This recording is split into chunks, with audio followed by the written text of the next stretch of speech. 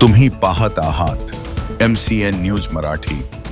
बुलढाणा जिल्ह्यातील अवैध लाकूड तस्करी विरोधात वन विभागाने मोठी धडक कारवाई करत 8 सॉ मिलवर एकाच वेळी छापे टाकले। या कारवाईत 800 घनमीटरहून अधिक संशयित अवैध लाकूड जप्त करण्यात आले असून जप्त मुद्देमालाची किंमत 50 लाख रुपयांहून अधिक असल्याचा प्राथमिक अंदाज आहे। नव्याने रुजू झालेले उपवन संरक्षक जमीर शेख कारवाईत सहभागी झाल्याने जिल्ह्यातील लाकूड माफियांमध्ये खळबळ उडाली आहे। गेल्या काही दिवसांपासून परराज्यातून सागवानसह इतर मौल्यवान लाकूड बुलढाण्यात आणून कागदपत्रांच्या आडून त्यावर प्रक्रिया केली जात असल्याचा संशय व्यक्त केला जात होता। या पार्श्वभूमीवर बुलढाणा, चिखली, मलकापूर, जळगाव, जामोद या तालुक्यांसह देऊळघाट आणि गोतमारा या ठिकाणी देखील छापेमारी करून कारवाई करण्यात आली, ज्यामध्ये आतापर्यंत 10 जणांवर गुन्हे दाखल करण्यात आले आहेत। अजूनही आरोपी वाढण्याची शक्यता वर्तवली जात आहे। MCN न्यूज मराठीकरिता संपादक राजीव वाढे, बुलढाणा।